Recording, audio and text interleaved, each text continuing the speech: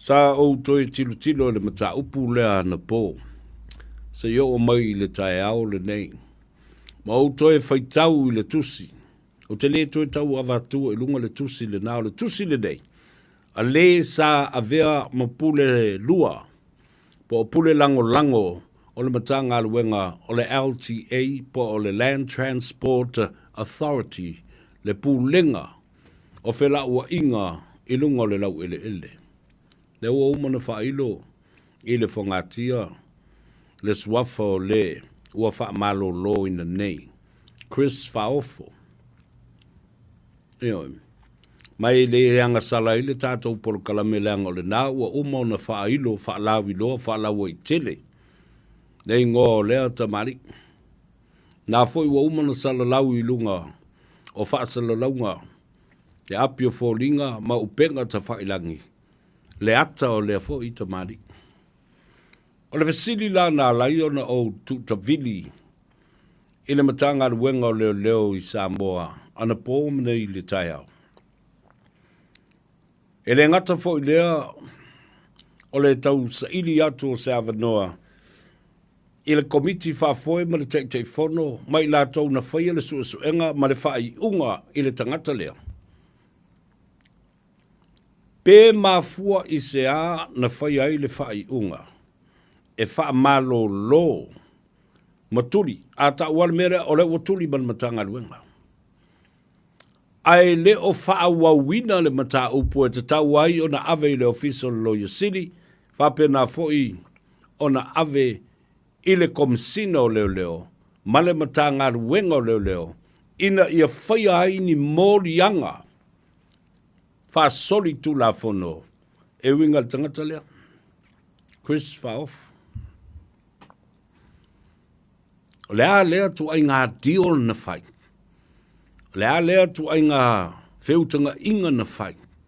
Awa iai deals ma whiutanga inga e whaia i te tonu lava le loto i whale. Wha pema iai. Awa so se matanga ruenga. E iau lātou te whono ma komiti whaafoe. Ao o ini mata upu whapenei i le loto i whale e whaia suenga wha loto i whale.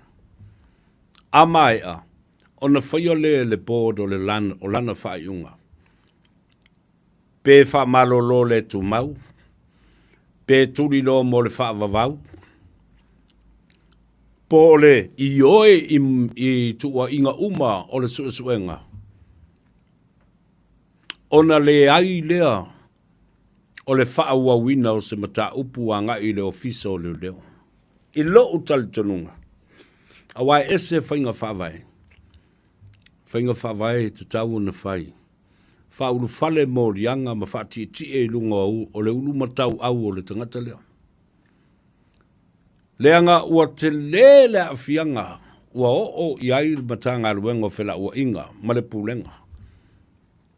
Fasili foila o ai isi tangata le ngā lulua i te tonu o le LTA. E iai le isi tangata le ngā lua i se li televou. E iai lona sotanga i se tangata o lo mo lia fo i se mata upu onga. Na o ti ai se tangata. O lo a fia i fo i se ta vale sa fa o ngā ina. Ma fasiringia po fea la o iai le ta vale lea. A o ani li poti, a wa oi nei. A wha pē te le toi wha ngā ina sta vale. E te alo e wha fo i le leisene. The license plate has to be returned to VT&Z or even to AA, the Automobile Association. Ai le mawhai o na tia ia fo i wha maumonga o lea ta vale. That becomes no matter, unoperated on public roads. Whea la o iei wha maumonga yo. Whea o iei de le stala o ta vale ni. Whea o tia iei, o whea o susunu ai. Whea o wha le iloa ma dilitai. Mai to tonu o le system lea. Mau te talo atu. I le teitei whono e maisi o le whaulu lungo le matanga luenga leo le LTA. toe sa ili uma. Ia le whaatune e toe sa ili uma. O le aini whaamamonga. O le mea lai tau na whai. E tau na sa ili atu. Se forensic investigator. A data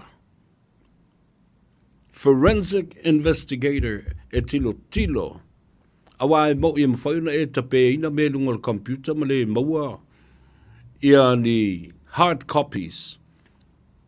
But these records can be traceable.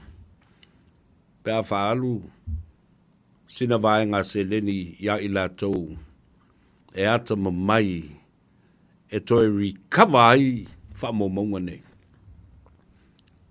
Mau te loo le mea tau na whai.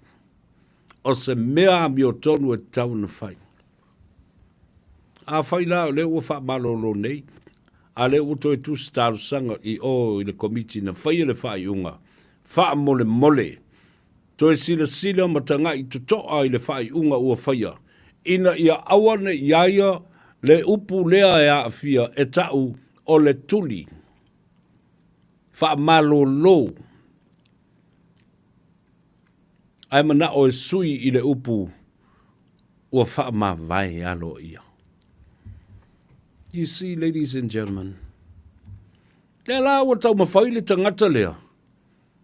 E whai i o i le komiti whafoe, whapea fo i le taitaifono, mai la tau na whai ala suenga.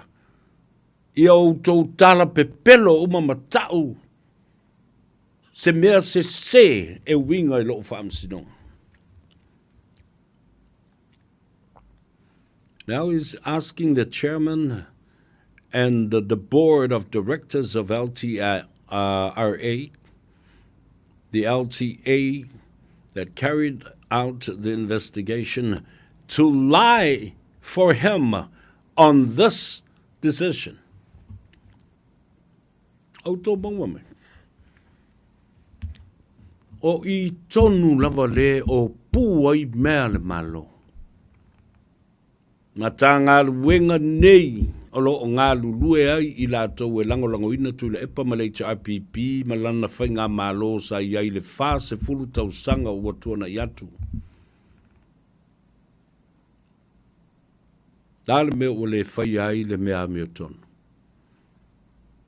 Ai sau le unga o le mafua anga wa lai o na manatu ina ia tu watu se avanoa e wha maa vai alo iai, ai aua le tulia o ia.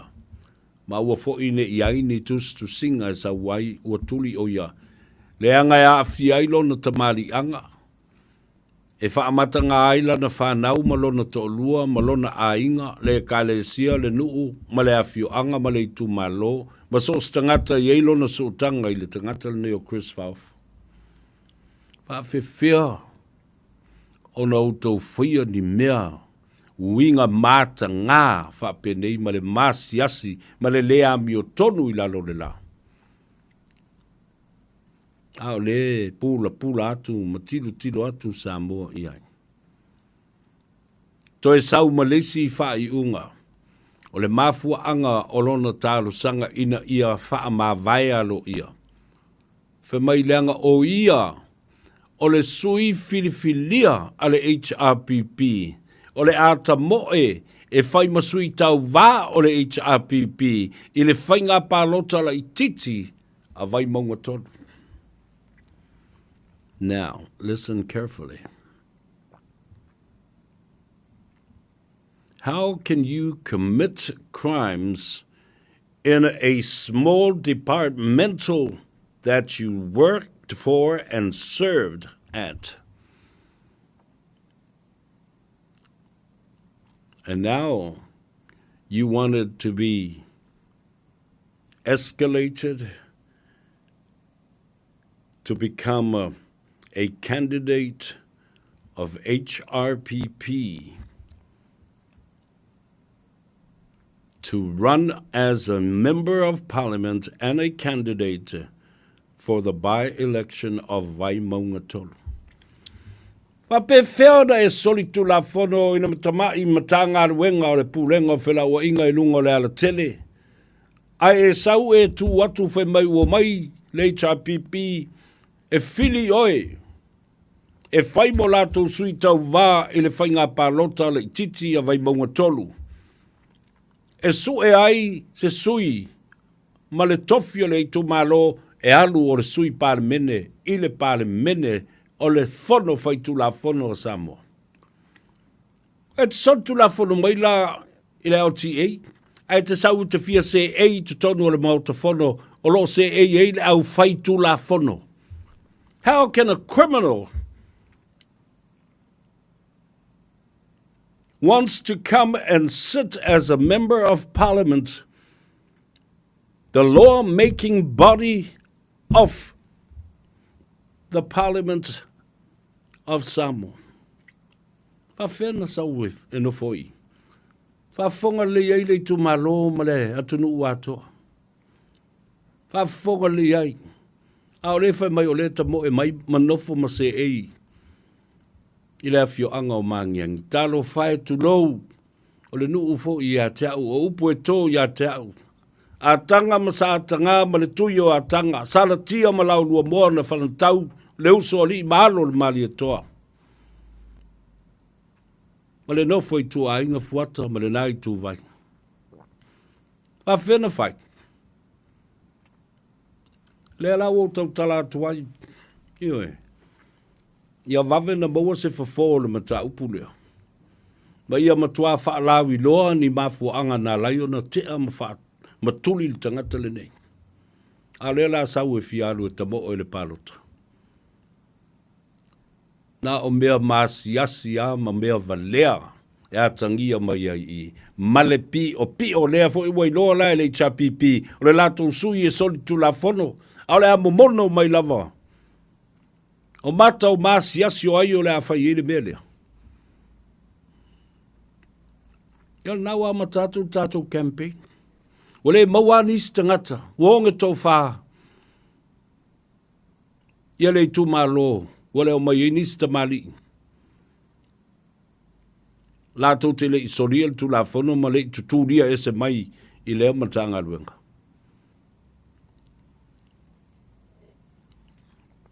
E matau tia. Ia.